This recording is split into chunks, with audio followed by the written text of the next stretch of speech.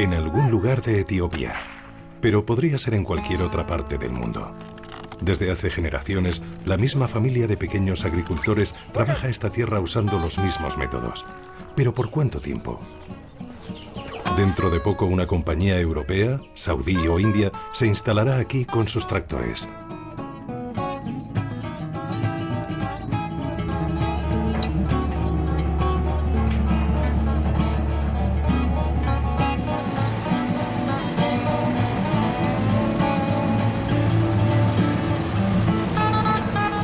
En los últimos años se ha iniciado una increíble carrera por hacerse con el control de tierras cultivables en todo el mundo. Ya han cambiado de manos 20 millones de hectáreas y en los próximos años decenas de millones de hectáreas seguirán la misma suerte. Es la moderna conquista de tierras nuevas, una película del oeste moderna y global en la que los vaqueros son inversores de países ricos y los indios los campesinos de países pobres. Lo que está en juego en esta batalla desigual es la creación de un nuevo orden agrícola mundial, con sus ganadores y perdedores.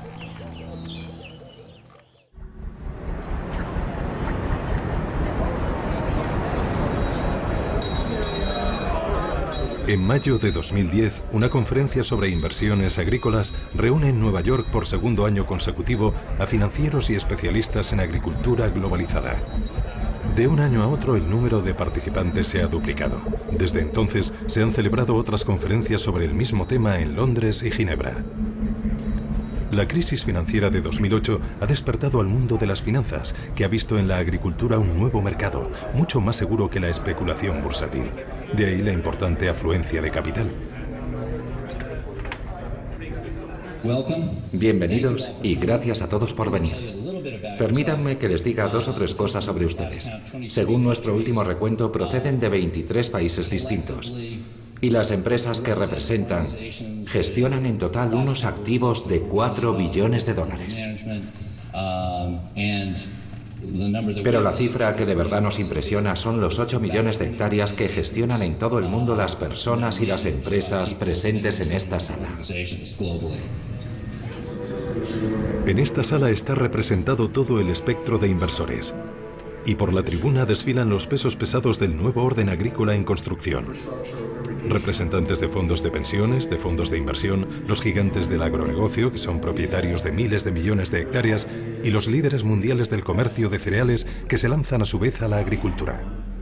Y también bancos como el holandés Rabobank, una empresa líder a nivel mundial que ha creado un fondo especial para invertir en tierras agrícolas.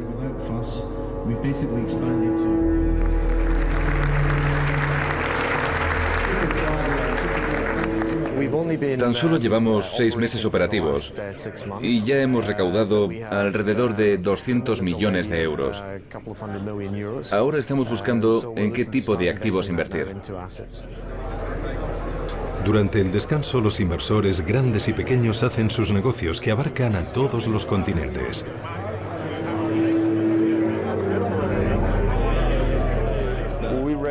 Tenemos recaudados unos 600 millones de dólares y ya hemos invertido un 90%. Continuaremos invirtiendo en el futuro y comprando fincas por todo el mundo. ¿Dónde?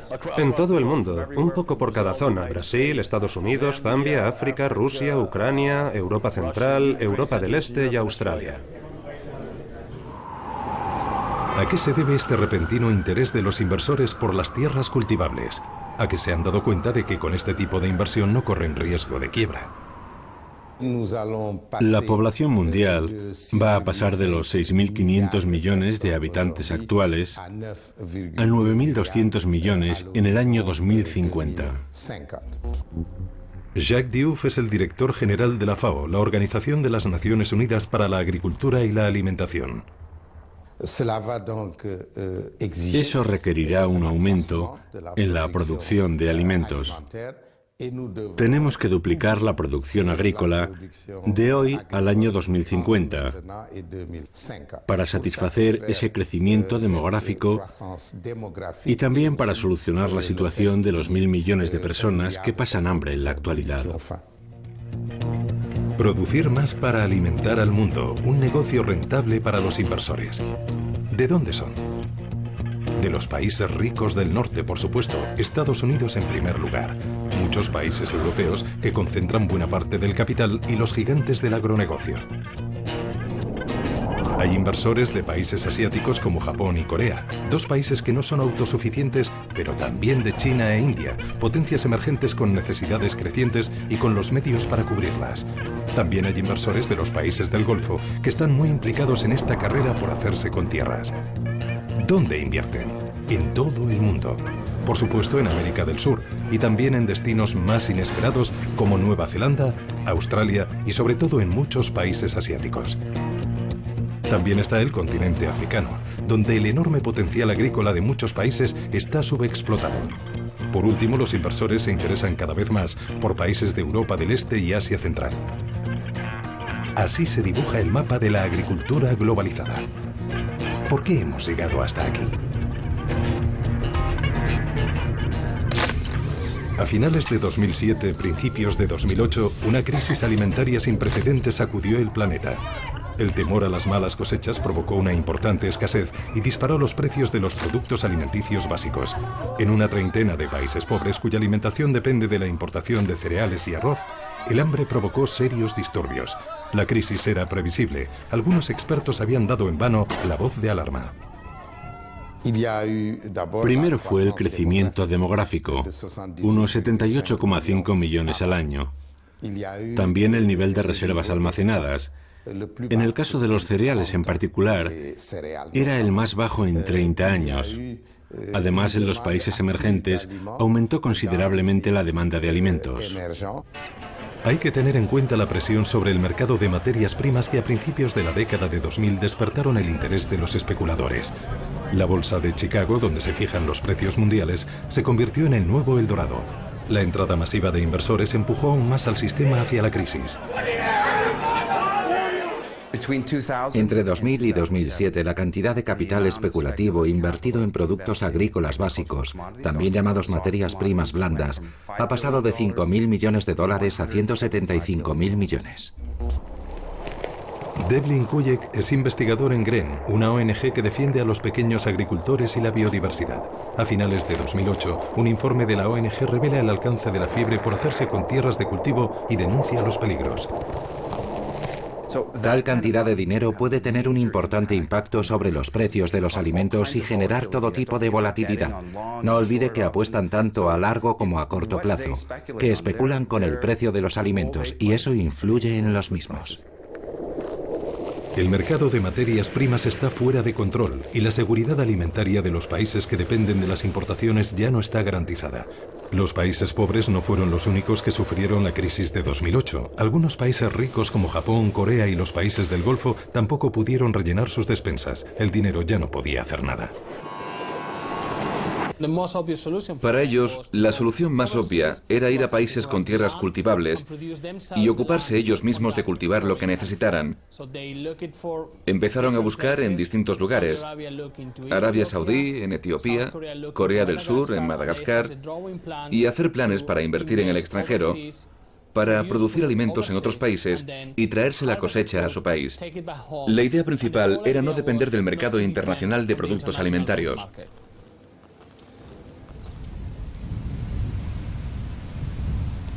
Hay un país que está especialmente involucrado en esta carrera por hacerse con tierras cultivables. A diferencia de sus vecinos, ha conseguido desarrollar una agricultura capaz de alimentar a su población. Gracias a la ayuda tecnológica occidental, al agua del subsuelo y sobre todo al dinero del petróleo, ha llegado incluso a cultivar trigo en pleno desierto.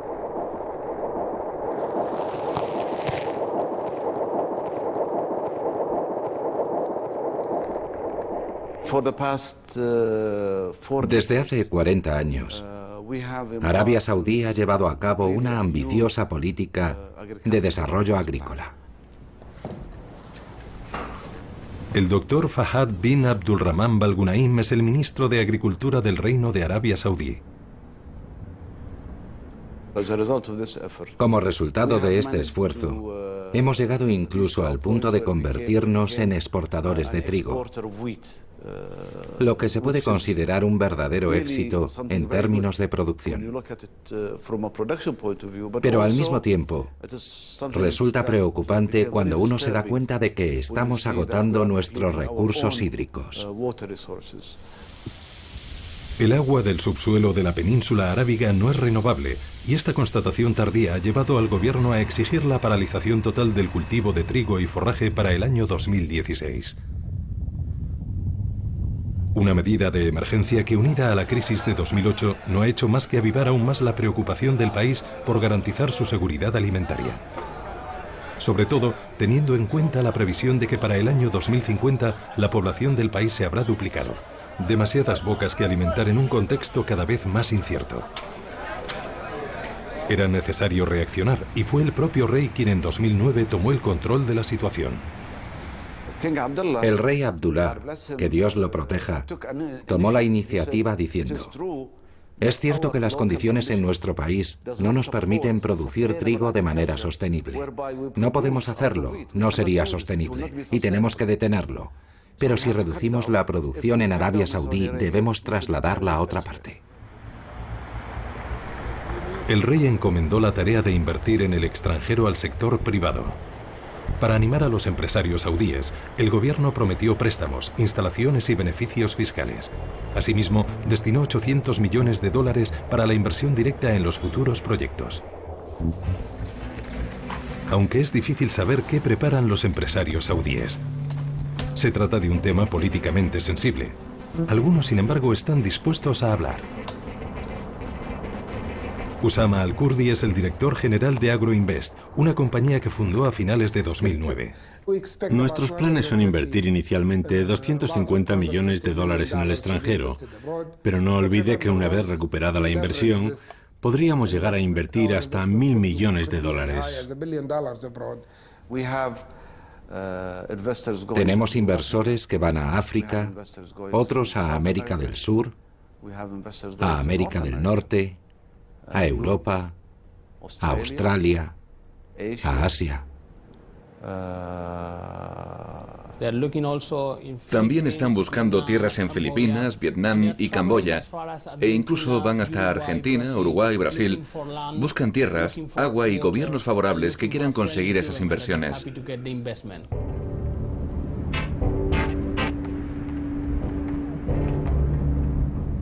Etiopía es uno de los muchos países que buscan atraer a los inversores extranjeros.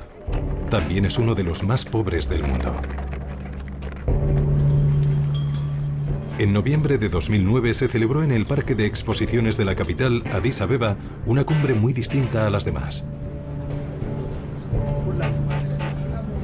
De manera excepcional, el anfitrión no es el gobierno etíope, sino el Reino de Arabia Saudí.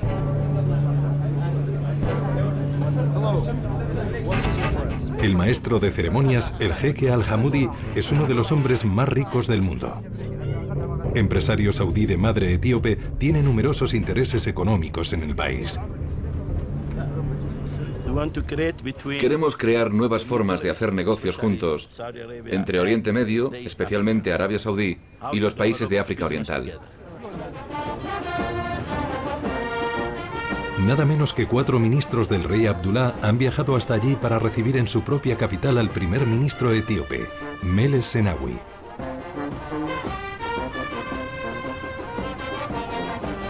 Y eso no es todo. Los saudíes también reciben a los líderes de otros 6 países del este de África: Somalia, Djibouti, Uganda, Ruanda, Tanzania y Kenia. Todos están impacientes por escuchar los proyectos agrícolas de Arabia Saudí en la región.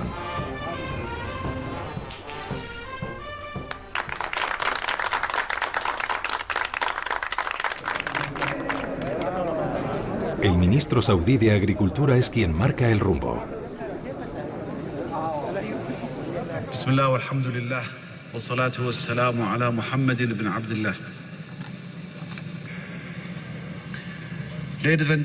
Señoras y señores, con la constante amenaza de una crisis mundial de alimentos para los países en desarrollo y Arabia Saudí, la iniciativa del rey Abdullah para la inversión agrícola en el extranjero se ha puesto en marcha.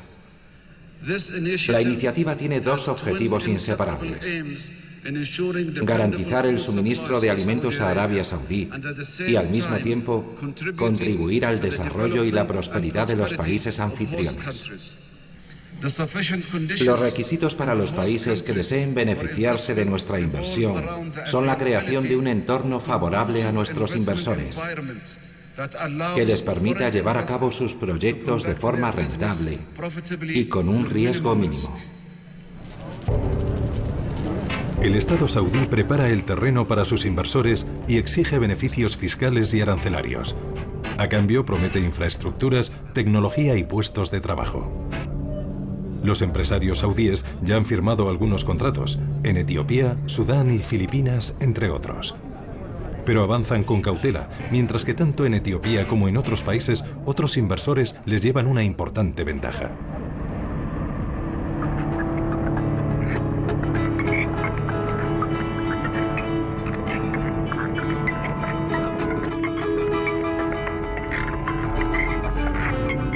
Ram Karuturi es uno de los principales inversores extranjeros en Etiopía. Este indio nacido en Bangalore llegó aquí con su esposa en 2004 con un proyecto original para entonces: cultivar rosas.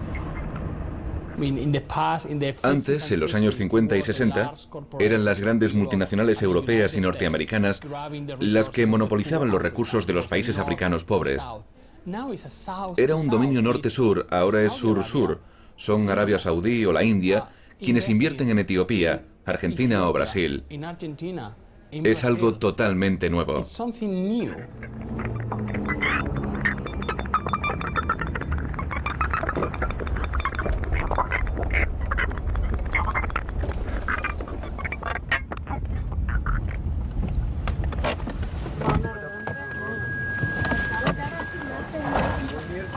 Karuturi es la encarnación de una nueva generación de empresarios de países emergentes. Son empresarios formados en Occidente y que se han despojado por completo de todo complejo de inferioridad. Tiene buena pinta.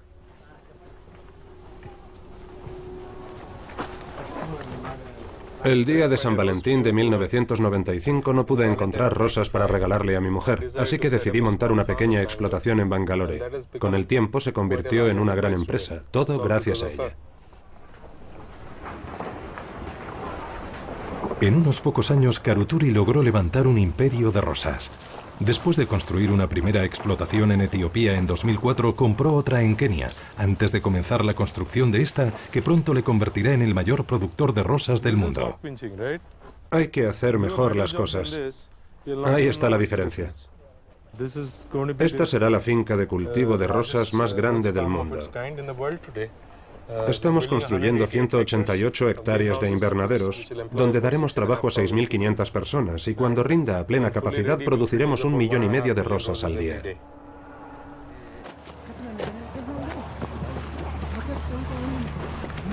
Hay que arar y preparar el suelo. Observando los últimos 30 años de globalización, podemos decir que esta es la tercera gran oleada de deslocalizaciones. Primero fue la industria, después los servicios y ahora le toca a la agricultura.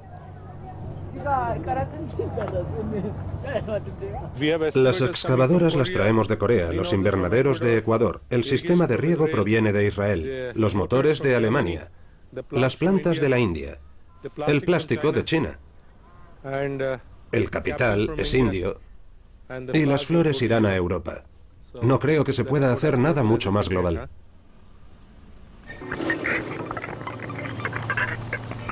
Las rosas de Karuturi se venden principalmente en supermercados de Francia, Alemania e Inglaterra. Y si eligió Etiopía es porque el gobierno etíope comparte su misma opinión sobre la globalización. En un momento en el que el mundo se ha convertido en una aldea global, no se puede vivir aislado. Hay que formar parte del mundo. Gracias. El doctor Aber Aderesa es el ministro etíope de Agricultura y Desarrollo Rural. Listo. Es preciso compartir los conocimientos y la experiencia con el resto del mundo. De lo contrario, no se está presente en los mercados. Si se cierra la puerta y no se tiene acceso a la tecnología ni a la información, no se puede competir a nivel mundial. En Etiopía el poder se concentra en un solo partido. La prensa y la oposición están silenciadas. Pero en los últimos años el país está en pleno boom económico, con una tasa de crecimiento promedio de un 7% anual. El gobierno de Meles Zenawi, en el poder desde hace 15 años, se lanzó a una política de desarrollo decididamente liberal. El centro de la capital, Addis Abeba, es una gran cantera a cielo abierto. Una bolsa de materias primas también abrió sus puertas en el año 2008.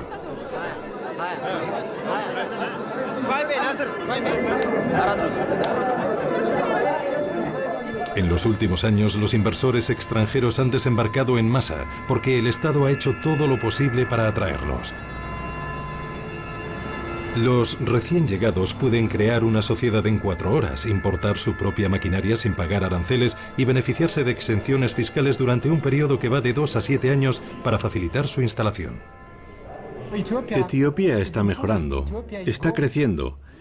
Y los inversores nos dicen que hay muchas y buenas oportunidades. Hasta ahora se nos ha conocido por la hambruna, por la guerra civil y por una política económica equivocada, sobre todo durante los años de la dictadura militar. Es el momento de cambiar esa imagen. La elección de Etiopía es un desarrollo basado en su recurso principal, la tierra.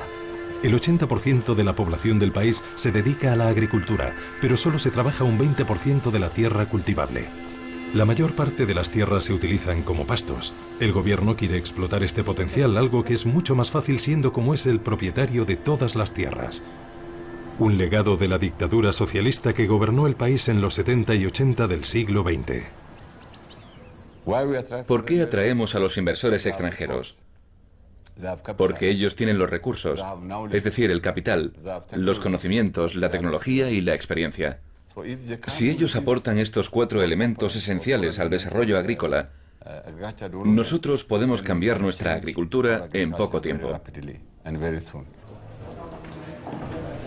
El gobierno ha creado incluso una administración especial para quienes buscan tierras cultivables en Etiopía, la Dirección de Apoyo a las Inversiones Agrícolas. Su director, Esayas Kebede, está inundado de solicitudes. Hemos delimitado, es decir, identificado las tierras que queremos poner a su disposición. Ya hemos destinado casi 1.600.000 hectáreas para los inversores extranjeros. Estas están ubicadas en las provincias de Gambela, Bensangul y en las naciones y pueblos del sur. En los próximos 2 o 3 años, delimitaremos otros 3 millones de hectáreas de tierra en total. Es decir, que tendremos 3 millones de hectáreas de tierra para los inversores. Bien. En la provincia de Gambela, colindante con Sudán, Karuturi ha obtenido de la Dirección General un contrato de arrendamiento de 300.000 hectáreas de tierras cultivables. Después de las rosas, se lanzará de cabeza a la agricultura, con la bendición de los financieros que han invertido en su empresa.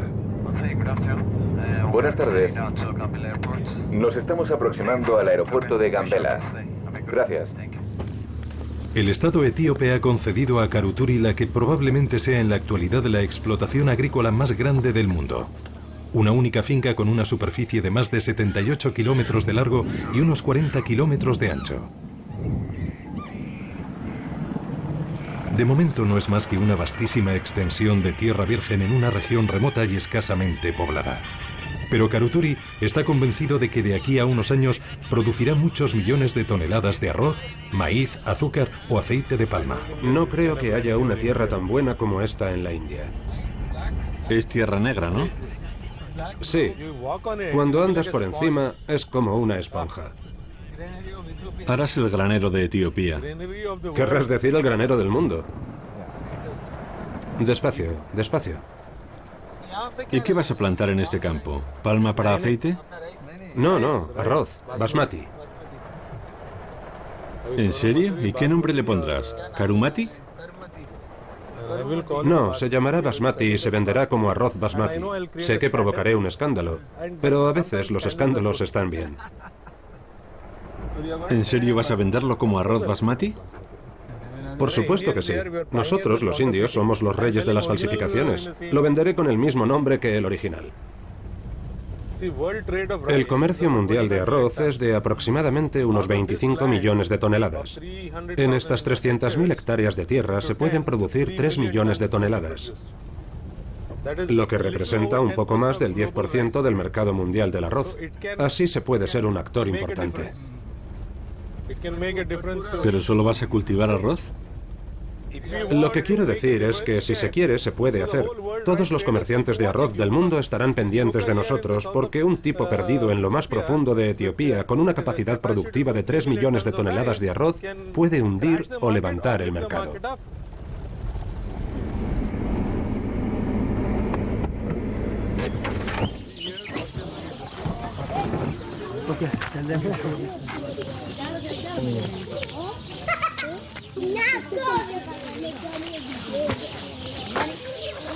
En la explotación de Karuturi hay 4 aldeas.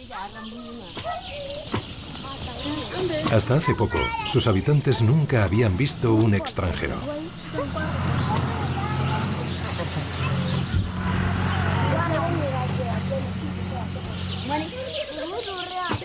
¿Esta es nuestra tierra?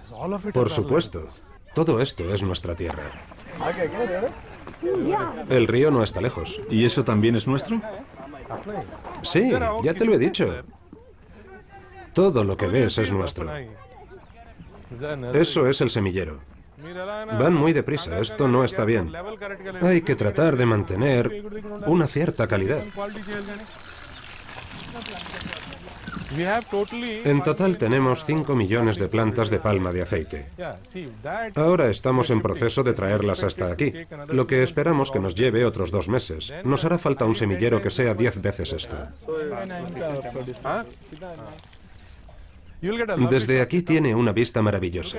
Fíjese en el meandro que hace el río. Lo que vayamos a exportar lo embarcaremos en pequeñas barcazas hacia el sur de Sudán, el norte de Sudán y a Port Sudán, y de allí al tipo que me lo pague. Vendo a los mercados internacionales. El aceite de palma es una materia prima, ¿no? Así que lo venderemos a las bolsas de materias primas y puede terminar en cualquier parte del mundo, en China, en la India.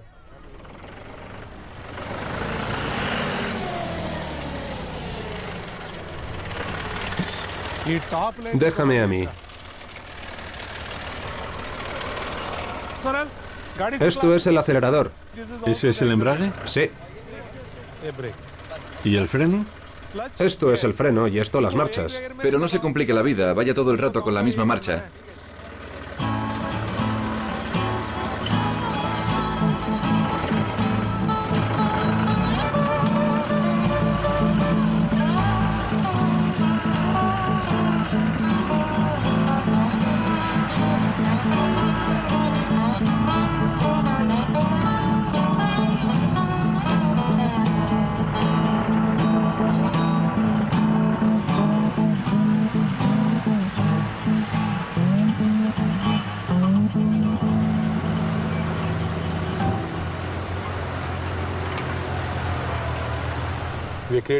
Aquí estamos haciendo historia.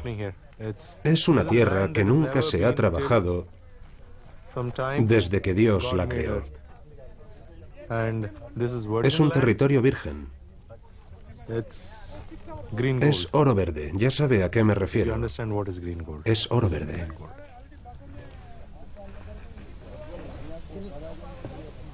Mi empresa no se detendrá en 300.000 hectáreas. Hace poco empezamos a identificar 1 millón de hectáreas en Sudán. Para el próximo año empezaremos también a trabajar allí. No cultivaremos solo 300.000 hectáreas, sino muchas más. Queremos producir para alimentar al mundo. ¿Y por qué no? Alguien tiene que hacerlo.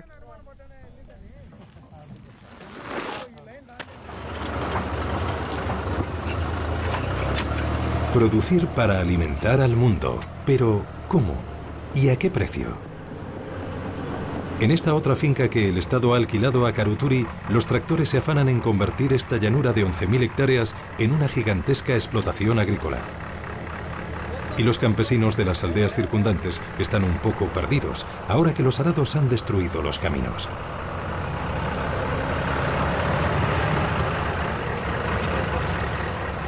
Los indios se han comprometido a reconstruir un camino, pero lo que preocupa a los habitantes de estas aldeas es otra cosa.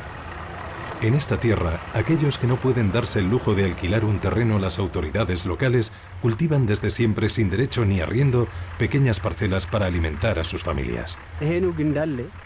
Todo lo que ve ahí en flor es sésamo. En las laderas hay tef.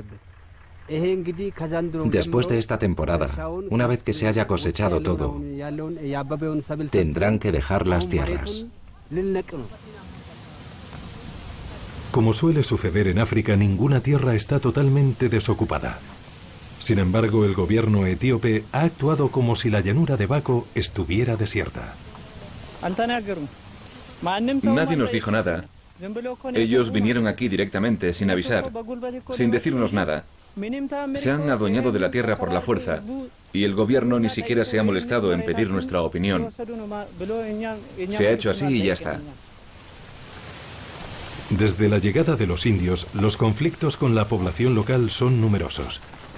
Tan importante como la tierra, el acceso al agua es una preocupación fundamental para los habitantes de la zona. El río Jibe, que bordea la finca, es la única fuente de agua para las aldeas de los alrededores. Ahora dependen de los indios, que la utilizan para regar sus campos. Nuestro temor, si nos quitan el río, es que ya no tendremos madera para cocinar. Y sobre todo no tendremos agua y pastos para nuestros animales. Nuestros animales allá ya están en tierras de los indios. Cuando empiecen a arar, no podrán ir a ninguna parte. Es posible que tengamos que recurrir a las armas.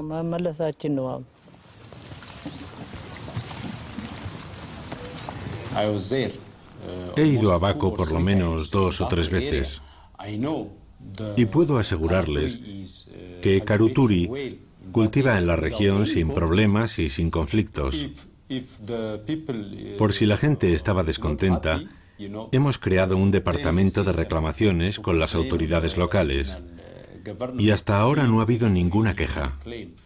Los del pueblo de Basar se manifestaron y les dijeron que había sido el Estado quien entregó la tierra a los indios y que no tienen nada que reivindicar ni por lo que protestar.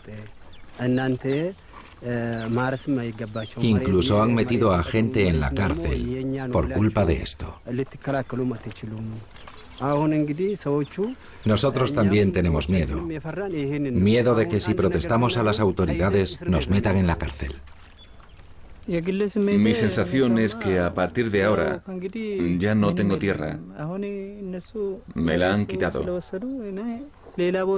No puedo hacer nada.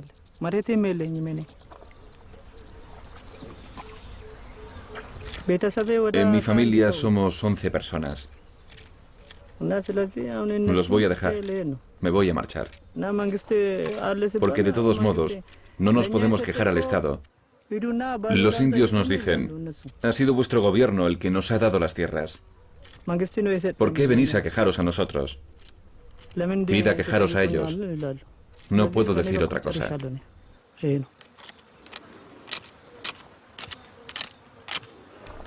¿Qué peso tienen unos modestos ganaderos frente a los grandes intereses que los superan? A medida que avance la conquista de las tierras agrícolas, millones de personas como ellos podrían correr la misma suerte.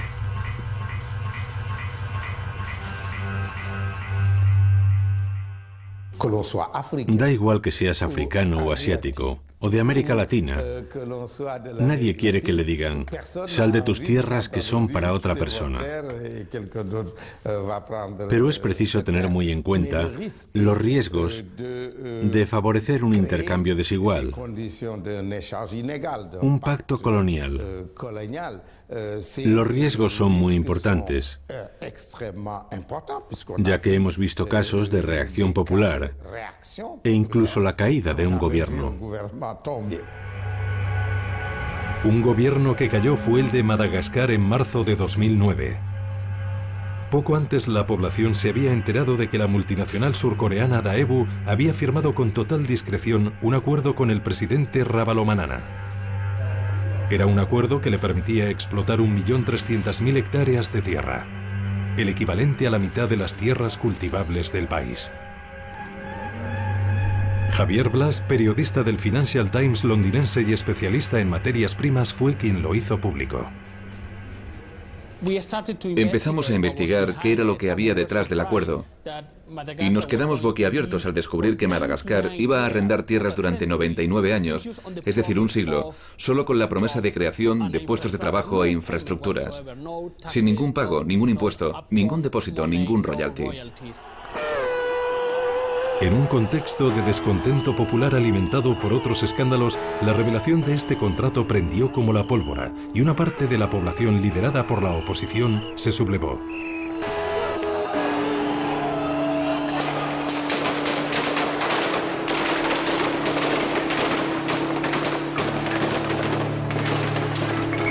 Tras mes y medio de manifestaciones y decenas de muertos a manos del régimen, el ejército se unió a la oposición. El presidente Ravalomanana se vio obligado a exiliarse y se anuló el contrato con Daewoo.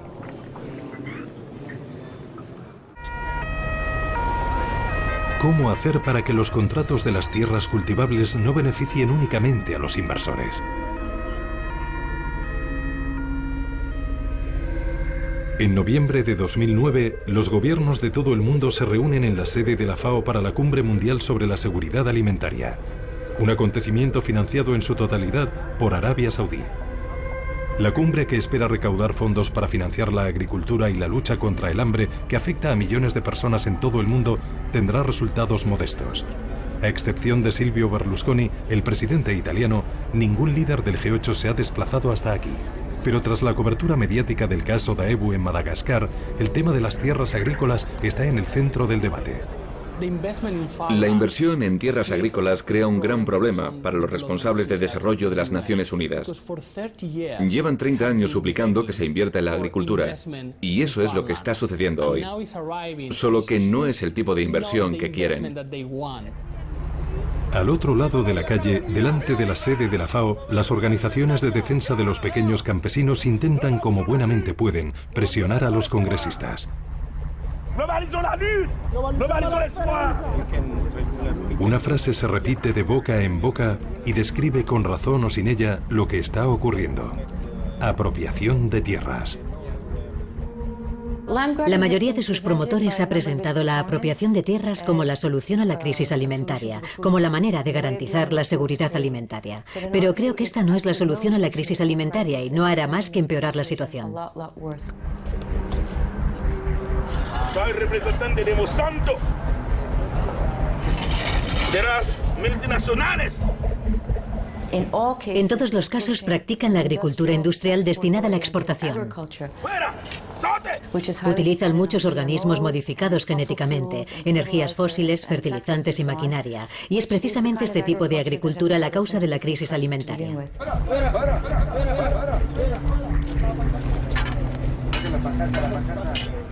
Esta apropiación de tierras tiene que acabar. Y si los gobiernos no hacen nada para detenerlo, lo harán los movimientos populares. El caso de Madagascar demuestra que este tipo de contratos se pueden evitar. Gracias. Hay que regular este fenómeno que está adquiriendo proporciones alarmantes y creciendo muy rápidamente. Es un gigantesco monopolio mundial para la adquisición de tierras de cultivo. Olivier de Schutter es el relator especial de Naciones Unidas para el derecho a la alimentación. En mi opinión, esto requiere un marco que obligue a los estados a ser más transparentes con las negociaciones, para que las comunidades locales obtengan garantías que aseguren que esas inversiones beneficien realmente al desarrollo humano, y no solo al enriquecimiento de las élites locales y las corporaciones multinacionales, que son los principales actores de este gran monopolio.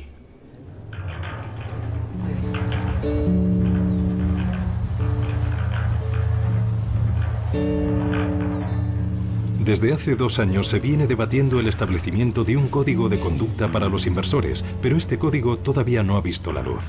Aún así, ¿han podido los gobiernos de países pobres como Etiopía permitirse realmente el lujo de imponer sus condiciones? Y si es así, ¿trabajan por el bien de la población o por el de unos pocos? Para averiguarlo, sería necesario tener acceso a los contratos. Pero en eso, ni los estados ni las empresas dan muestras de transparencia. Un contrato para un yacimiento petrolífero o una mina sería así de gordo. Sería un documento larguísimo, muy detallado, con gran cantidad de jerga jurídica para cubrir todas las eventualidades. Sin embargo, algunos de estos contratos sobre las tierras solo tienen 2 páginas. Esta falta de precisión dice mucho acerca de cómo se hacen esos contratos. ¿Cuál es la naturaleza del contrato que ha firmado Ram Karuturi con el gobierno de Etiopía? ¿Se ha comprometido a determinadas contrapartidas, especialmente para la población local? En su oficina, fotos de su plantación en Kenia muestran que ha construido una escuela y un dispensario para los empleados. ¿Qué habrá hecho en Etiopía? En mi contrato no hay nada que estipule algo más allá que la cantidad del arrendamiento. El gobierno etíope solo espera de nosotros el pago del arrendamiento en metálico, y eso es lo que hacemos.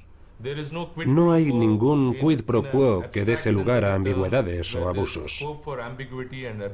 Nada dice que tengamos que crear 10.000 puestos de trabajo o construir hospitales y escuelas con los complicados detalles que siempre darán pie a que alguien diga que la habitación tiene que ser 1 pulgada más grande o medio centímetro más pequeña. O sea que en su contrato no hay nada de eso. No, nada. Pero lo haremos de todos modos porque es nuestra filosofía. Además de las 300.000 hectáreas que ha obtenido en Gambela, Karuturi tiene una finca de 11.000 hectáreas en Bako, a 4 horas en coche al suroeste de Addis Abeba.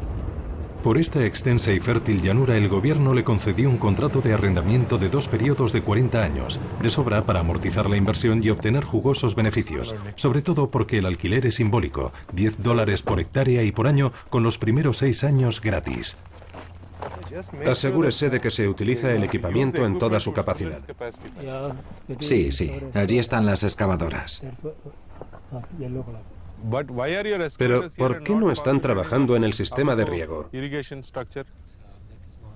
Señor, tenemos un problema de autorización. ¿Quién te ha detenido? Los aldeanos. Los habitantes de la aldea, no las autoridades. Bien, hablaré con las autoridades. Tadesse, tráeme el teléfono. No, ese no, guárdalo. Como siempre, Karuturi conseguirá lo que quiere con las autoridades. Igual que cuando decidió anexionarse esta colina para construir sus oficinas. Esa montaña de allí se llama Tulusa y la cogieron por la fuerza. Para algunas personas de la aldea es un lugar de culto. En torno a esta colina existen antiguas creencias, tiene un valor espiritual. Se reunieron durante 2 días para decidir si les permitían quedarse, pero se negaron. Así que vinieron con la policía y lo rodearon todo con vallas. Nuestra estrategia es la industrialización a través del desarrollo agrícola, lo que significa que mediante el desarrollo de la agricultura queremos llegar a la industria. No queremos que el 83% de la población dependa de la agricultura. Queremos reducir el porcentaje de la población que vive de la agricultura al 10 o al 20%.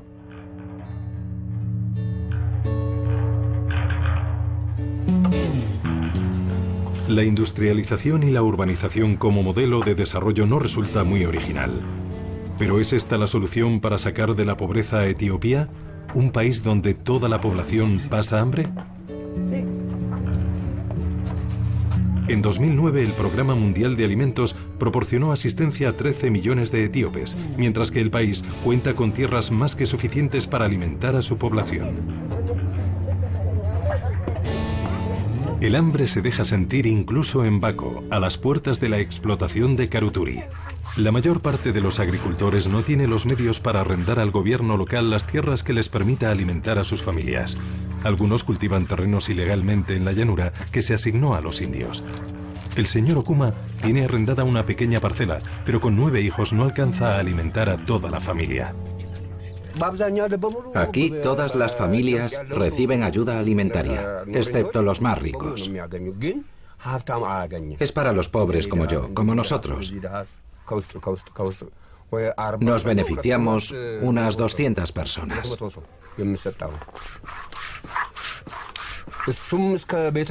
Esta asistencia que se da para toda la familia nunca es suficiente. Lo que dan para 3 o 4 personas normalmente tiene que alimentar a 10. El resto se lo quedan para ellos.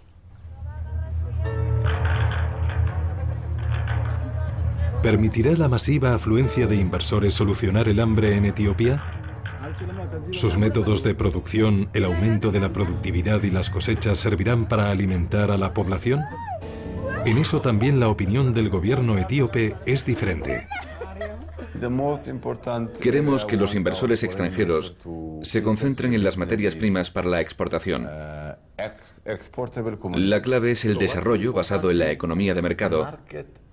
Y lo importante es el dinero que recibes del importador. Si tienes dinero, puedes comprar alimentos en cualquier parte del mundo.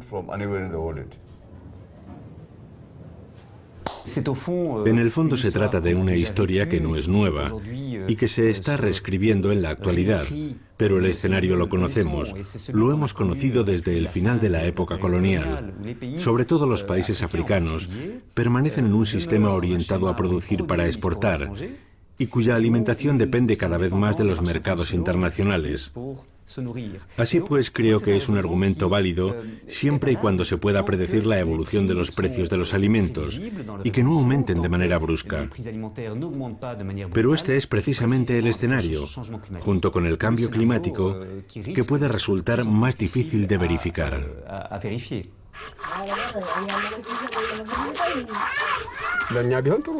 A nosotros nos encantaría que el maíz de los indios se quedara aquí. ¿Cree que no nos gustaría? Yo creo que sí, podríamos comprarlo cuando tuviéramos hambre, en lugar de que se vaya a otro país. Pero no sabemos qué van a hacer. En cualquier caso, en lugar de depender de la ayuda alimentaria, preferiríamos poder comprarla, sobre todo cuando ese maíz se produce aquí. ¿Qué hará Ram Karuturi con los millones de toneladas de alimentos que pronto producirá? En su contrato nada le obliga a producir para Etiopía. Tampoco hay nada que le obligue a exportar. Como buen empresario, ha hecho sus cálculos. Nosotros preferimos vender en los mercados nacionales. Además del aceite de palma que se destina a la exportación, nuestros cereales se destinan, y seguiremos haciéndolo en el futuro, al mercado regional, sencillamente porque es lo más lógico. A fin de cuentas, es la misma estrategia, obtener el máximo beneficio por cada dólar invertido. En la actualidad y desde hace mucho tiempo, el mercado regional en África nos proporciona más dólares por tonelada que el mercado internacional. Aquí hay muchos clientes institucionales y también intermediarios privados. ¿También agencias de ayuda humanitaria? Sí, son clientes importantes. ¿Y están interesadas? Eso creo, sí.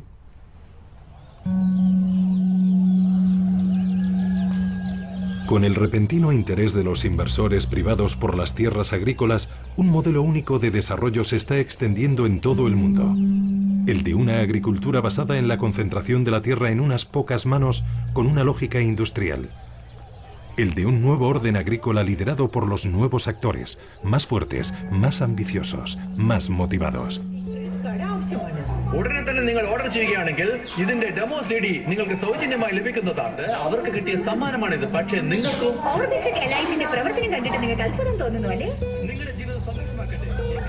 Es el modelo de una agricultura mundial en manos de los más ricos, en el que en el peor de los casos los pequeños agricultores se convierten en exiliados en su propia tierra y en el mejor, en jornaleros del campo que trabajan a destajo. El señor Okuma vino buscando trabajo por primera vez desde la llegada de los indios. Karuturi se ha comprometido a emplear hasta 50.000 personas en sus granjas, pero lo hará imponiendo sus condiciones. ¿Cuánto le pagan? Pregunte a los que saben. Dicen que 8 birrs, 50 céntimos de euro. Yo no he venido nunca, así que no lo sé. Cuando llegaron los indios, nos prometieron 25 birrs por persona y día. Pero la verdad es que solo pagan 7 u 8 birrs diarios, que es mucho menos de lo prometido. No se corresponde con el trabajo. Claro que queremos trabajar, pero si nos aumentan la paga. Nos han dicho que es por la cosecha.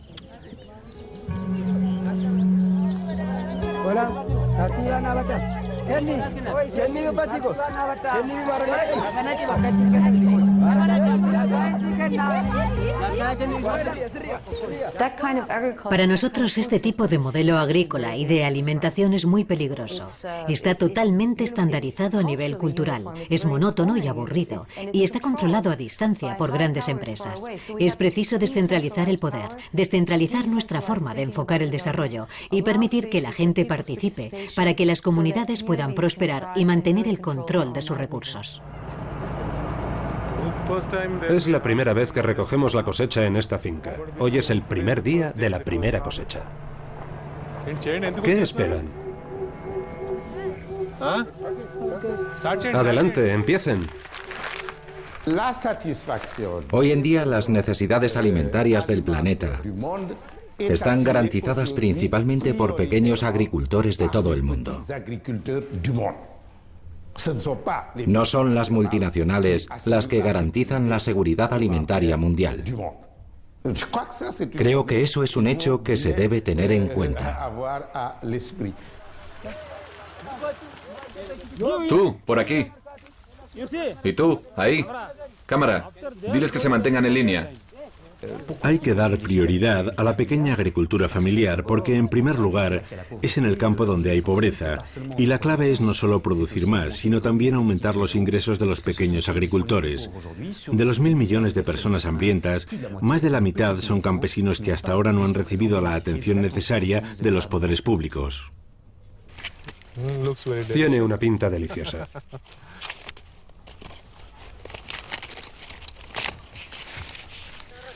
Me siento como cuando tuve a mi primer hijo. Eso es, sí, señor.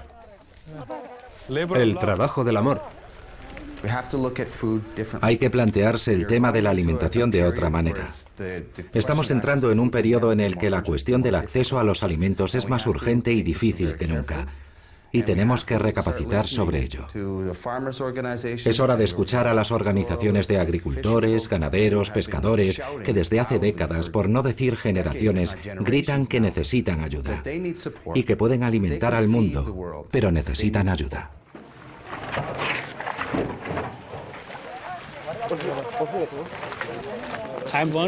Quiero crear una mentalidad de trabajo. Es lo principal. Les daremos incentivos.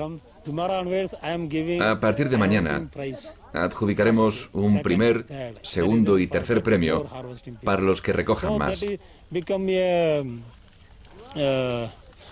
Para crear competencia entre ellos, y esos tendrán su bonificación.